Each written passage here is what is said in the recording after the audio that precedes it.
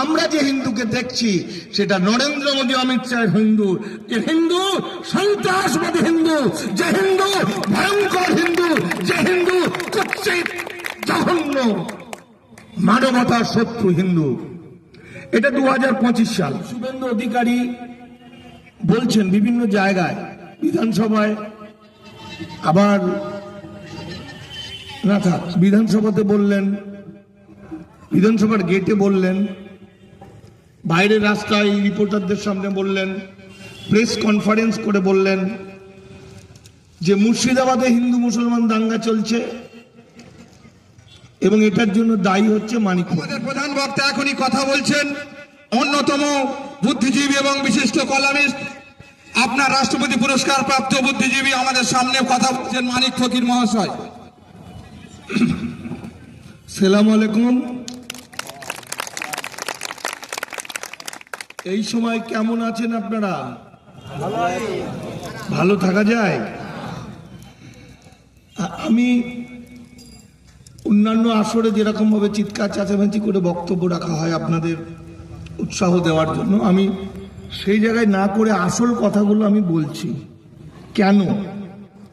মূল হলো কেন আজকের এই সময়ই কেন এরকম একটা ভয়াবহ ঘটনা ঘটাতে চাইছে বা আইন তৈরি করলো ভারত সরকার। এটার ইতিহাসটা কি করলো এবং কি হতে চলেছে এটা আমি আপনাদেরকে বলবো। আপনারা দেখছেন কিছুদিন, গত 4-5 দিন আগে থেকে কয়েকবার বললেন আমি 50,000 মানুষ নিয়ে গিয়ে আগুন লাগিয়েছি এবং আমাকে ধরার জন্য সব ব্যবস্থা হয়েছে, এফআইআর করা হয়েছে। শুভেন্দুর বডিগার্ড 30, 40, 50 জন, আর আমার বডিগার্ড একজনও নেই। আজ একটা রবীন্দ্র বলে আমার বন্ধুকে সঙ্গে এনেছি। আমি জনগণের মাঝে আছি, তাই আমার কোনো ভয় নেই। জনগণ আমাকে ভালোবাসেন। জনগণ বেসিক্যালি প্রতিবাদী, প্রতিবাদ যারা করেন তাদের ভালোবাসেন। যে কোনো জনগণ, হতে পারে হিন্দু, হতে পারে মুসলমান। আর শুভেন্দু অধিকারীরা ভয় পায়, তাই 20 জন 30 জনকে সঙ্গে নিয়ে যায়। ওদের একা হেঁটে যাওয়ার কোনো ক্ষমতা নেই। আজকে মনে রাখতে হবে, আজকের যে ওয়াকফ আইন, এর বিরুদ্ধে যে ব্যাপক প্রতিবাদ, এর সঙ্গে কিন্তু ভোটে জেতার বা ভোটে দাঁড়ানোর কোনো সম্পর্ক নেই। এটা সম্পূর্ণ অন্য একটা বিষয়। আর ওয়াকফ নিয়ে যে আন্দোলন, আল্লাহর যে সম্পদকে রক্ষা করার, যে আল্লাহর সৈনিকদের যে আন্দোলন, এটা শুধু ওয়াকফ শুধু হিন্দু মুসলমানদের জন্য নয়। ওয়াকফ প্রতিটি মানব জাতির, প্রতিটি ভারতবাসীর সম্পদ। ওয়াকফ সম্পদের উপরে কত হসপিটাল, কত রাস্তা, কত স্কুল, কত কলেজ কারা ভোগ করে?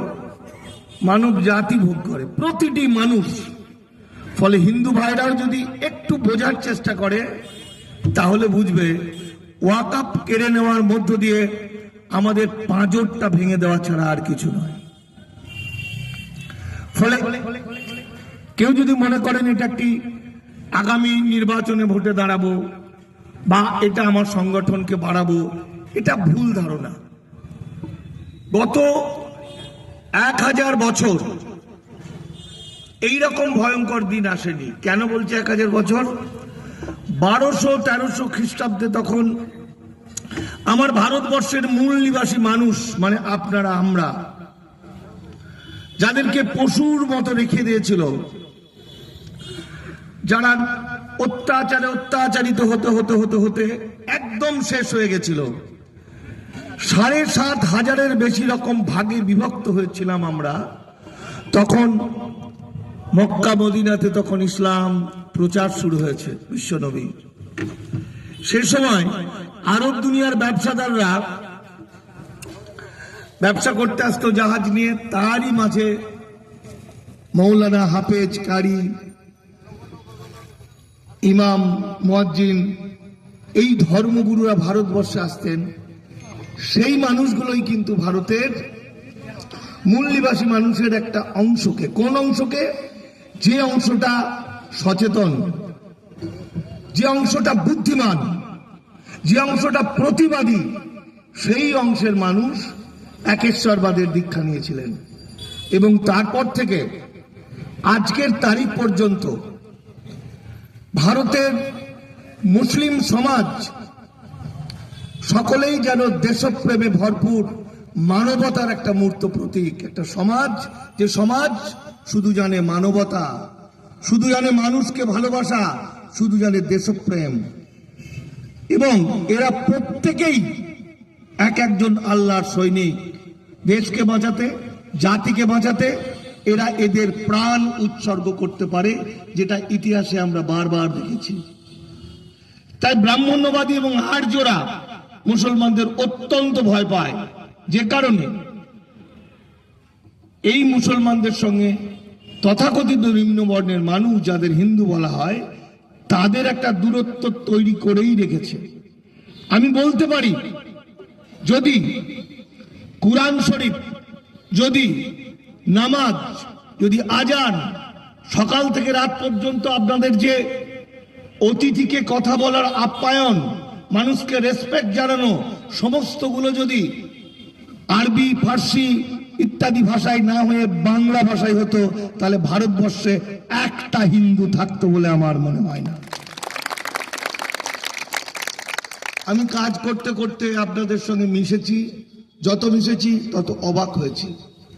যে কারণে যখনই কোনো দাঙ্গা এবং খারাপ কাজ হয়, সঙ্গে সঙ্গে মুসলমানের নাম বলে, আমি তখন একটু চমকে যাই, যে মানুষটা জন্মের পর থেকে কুরআন শরীফ হাতে পেয়েছে, মানবতার কথা জানতে পেরেছে, তাকে ট্রেন্ড করেছে, আস্তে আস্তে ইসলাম তাকে তৈরি করেছে একটা মানুষ হিসাবে, সে কখনো কোনোদিন কোনো অন্যায় কাজ করতে পারে না। যেগুলো আমরা দেখেছি, এর পিছনে অন্য কোনো কারণ থাকতে পারে, যদি আমরা গভীরভাবে দেখার চেষ্টা করি। আমার ভারতবর্ষের মুসলমানরা ধর্মান্তরিত মুসলমান। আমি এখানে আরব দুনিয়ার থেকে আসা মুসলমানদের কথা বলছি না, উর্দু ভাষী মুসলমানদের কথা বলছি না, তারা অনেকেই ভালো হতে পারে। কিন্তু আমরা যারা মূল নিবাসী মানুষ থেকে, অর্থাৎ ব্রাহ্মণ্যবাদের চরম অত্যাচারে অত্যাচারিত হতে বাঁচার জন্য একেশ্বরবাদের দিকে আমরা এগিয়ে গেছি, ইসলামকে আপন করেছি, এই মানুষগুলো জানে অত্যাচার কাকে বলে, এই মানুষগুলো জানে আর্য এবং ব্রাহ্মণ্যবাদ কি ভয়ঙ্কর। সুতরাং এদের সঙ্গে আরব দুনিয়ার থেকে আসা, আমাদের এখানে অনেক বড় বড় মৌলানা হাফেজ আছেন যারা আরব দুনিয়া থেকে এসছেন, অনেক ভালো মানুষ আছে ঠিকই, কিন্তু এদের মধ্যে অনেক ডেঞ্জারাস মানুষ আছেন। আপনি বলুন তো, এই আইনটা হওয়ার আগে, লোকসভায় পাশ হওয়ার সময় কেন প্রচার করা হলো না? এখন তো আইন হয়ে গেছে, ফলে এখন তো হেলিকপ্টারের ওপর থেকে ওরা গুলি করে মারতে পারে, আইন হয়ে আছে। তো তাহলে যখন মন্ত্রিসভায় পাশ হলো, যখন জেপিসি রিপোর্টের অন্যায় করে জোর করে করা হলো, যখন লোকসভায় বিল জমা পড়লো শীতকালীন অধিবেশনে, আমি বারবার করে বলছি এটা হতে চলেছে, তবুও কেন কোনো আন্দোলন হলো না? তার মানে মুসলিম সমাজের ভিতরে ঢুকে আছে আরএসএস, বিজেপির লোকেরা। তারা শুধু সেই সময় একটা বার যদি আওয়াজ দিত এবং মসজিদে মসজিদে যদি জানিয়ে দিত যে এই ঘটনা ঘটতে চলেছে, তাহলে আমার বিশ্বাস কয়েক কোটি মুসলমান পুরো ভারতবর্ষের রাস্তায় শুয়ে পড়তো, বলতো প্রাণ দেবো, তবু এই কাজ আমি হতে দেবো না। আমরা এটা ফেল করেছি। সুতরাং আমাদের আত্মসমালোচনা করাটা জরুরি। আজকে প্রত্যন্ত গ্রামে গ্রামে মুসলিম সমাজের ভিতরে তসলিমাপন্থীরা কাজ করছে নিরন্তর। তারা চাইছে হিন্দু রাষ্ট্র, সোশ্যাল মিডিয়ায় বলছে ইউসিসি চাই, কারা বলছে? মুসলমানদের একটা অংশ। শিক্ষিত মহিলাদের মধ্যে তসলিমা নাসরিন কাজ করছে। তসলিমা নাসরিনের অনেক ভালো মন্দ, সে কত বড় লেখক, সেসব কথায় আমি যাচ্ছি না, কিন্তু বাঁচার তাড়নায় সে ভারতবর্ষে যে সূক্ষ্মভাবে রাজনীতি করছে, সেই রাজনীতিটা ভয়ঙ্কর। সে নরেন্দ্র মোদী, অমিত শাহ এবং ব্রাহ্মণ্যবাদীর দালাল হয়ে মুসলিম সমাজটাকে টুকরো টুকরো করে ভাঙার চেষ্টা করছে, বিশেষত শিক্ষিত মুসলমানকে। এটা আমরা দেখেছি।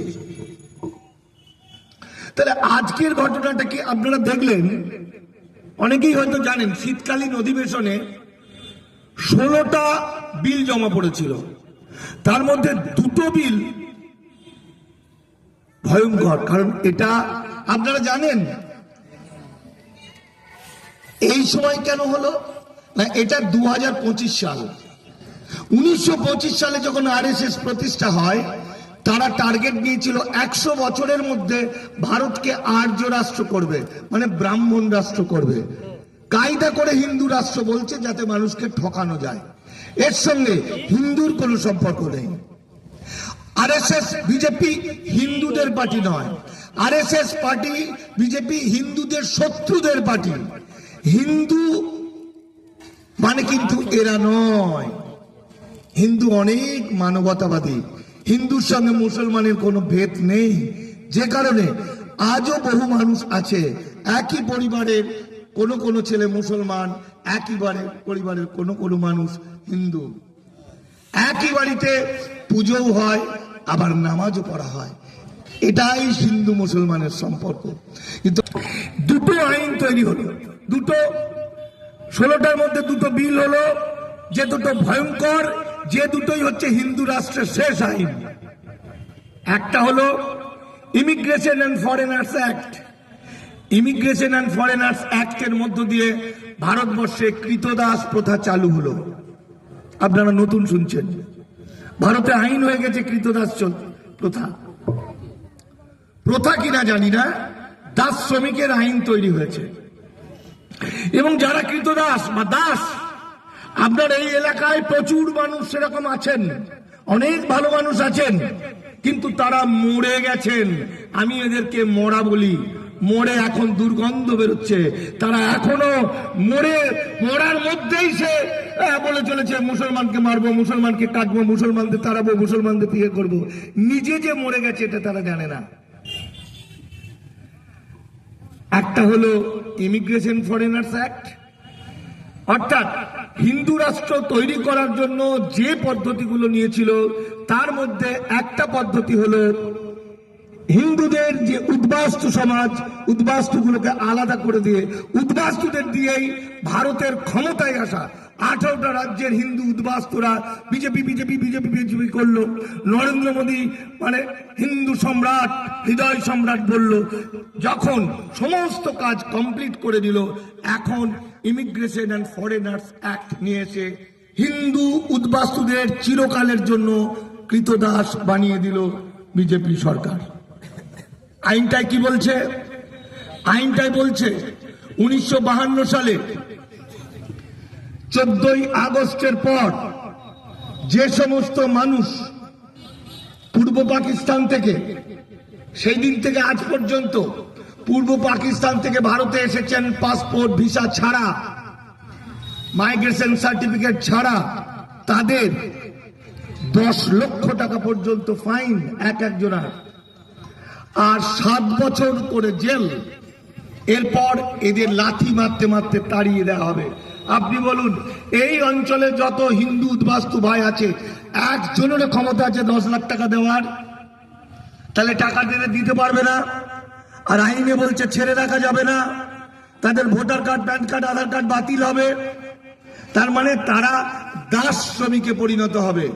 তাহলে যে উদ্বাস্তুদেরকে হিন্দু বিদ্বেষী তৈরি করলো, যে মহামানব হরিচাঁদ গুরুচাঁদ, যে গুরুচাঁদ ঠাকুর বক্তব্যে পড়াশোনা করলেন, যে গুরুচাঁদ ঠাকুর মুসলিম জননীকে মা বলে ডাকলেন, যে গুরুচাঁদ ঠাকুর ইসলাম বিশ্ব নবীকে প্রাণের চেয়েও বড় মনে করে মতুয়া ধর্মের মধ্যে প্রতিষ্ঠা করলেন ইসলাম ধর্মের নানা রকম কিছু, সেই মতুয়া ধর্মের অনুসারীরা আজ ব্রাহ্মণ্যবাদের পায়ে পা চাটতে চাটতে তারা মনে করলো মুসলমানরা আমাদের জন্মশত্রু, মুসলমানদের মারতে হবে, কাটতে হবে।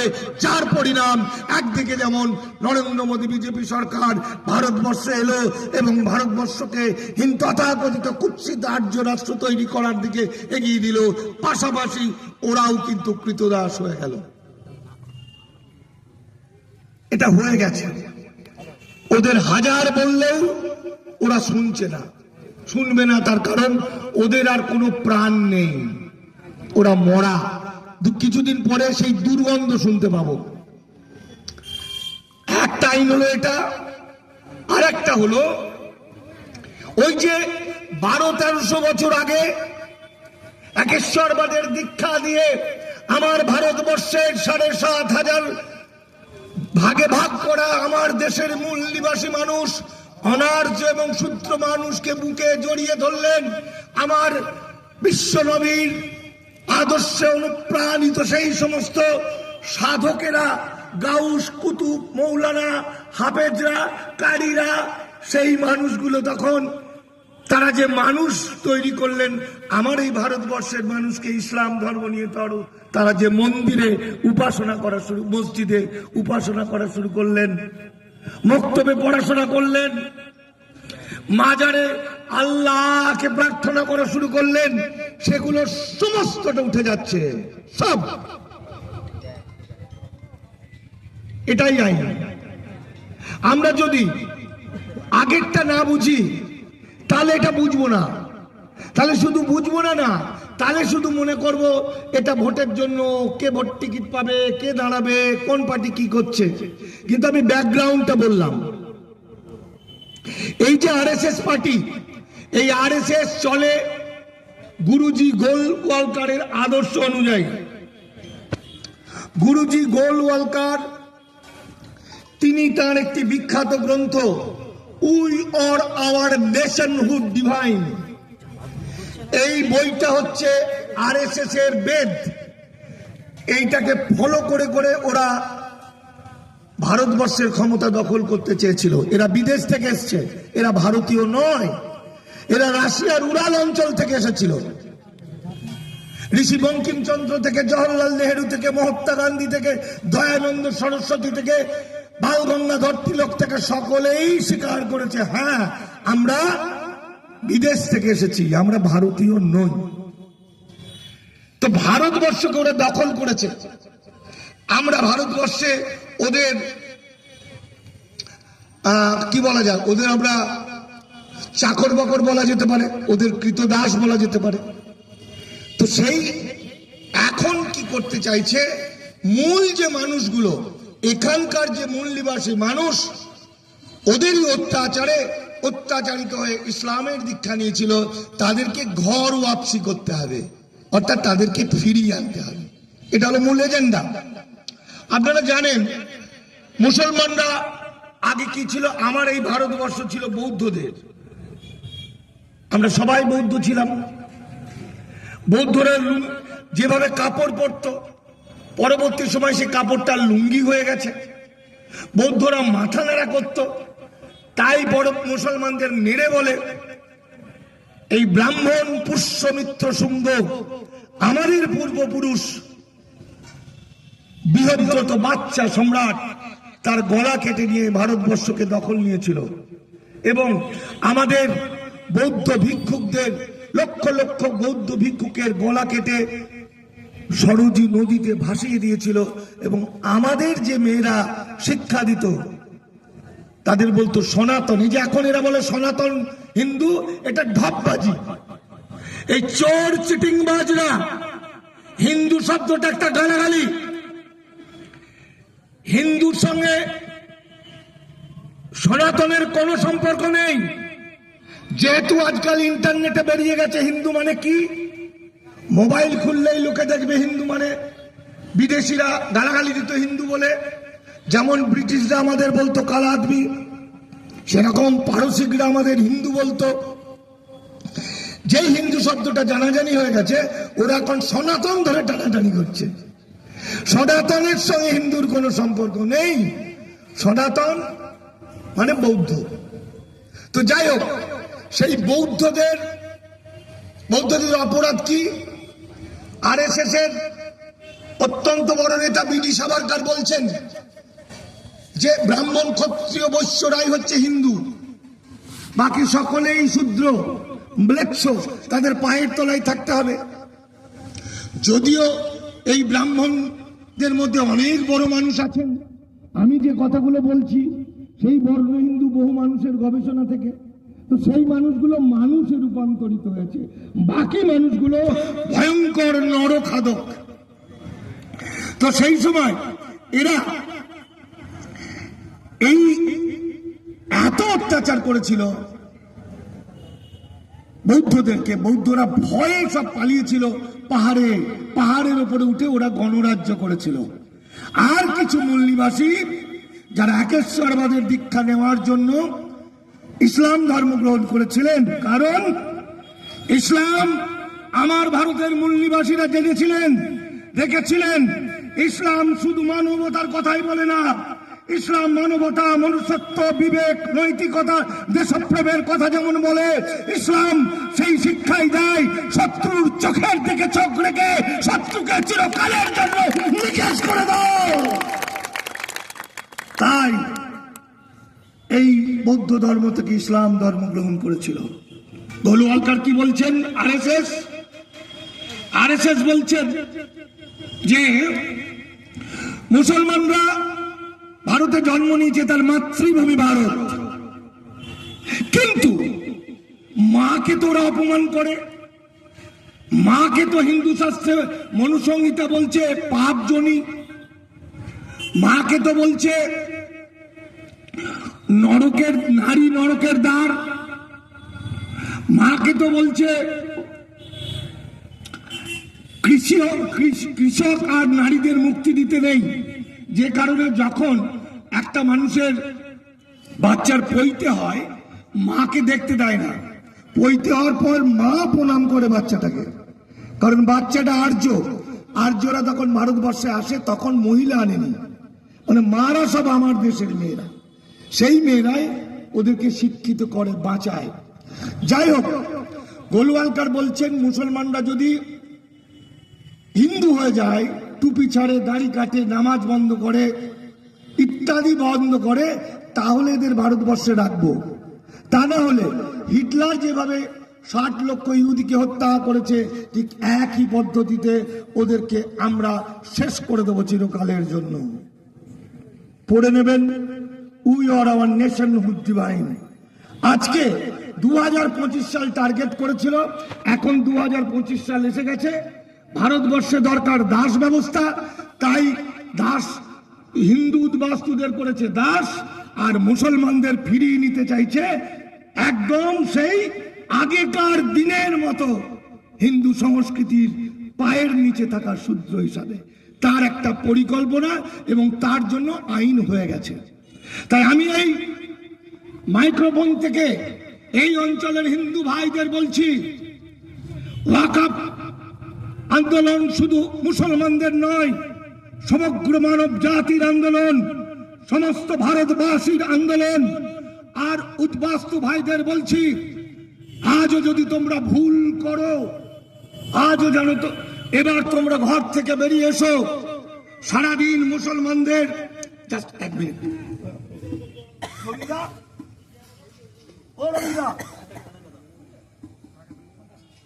রবীন্দ্র দেখো তো, তাড়াতাড়ি বাড়িওয়ালা ফোন করছে কি বারবার।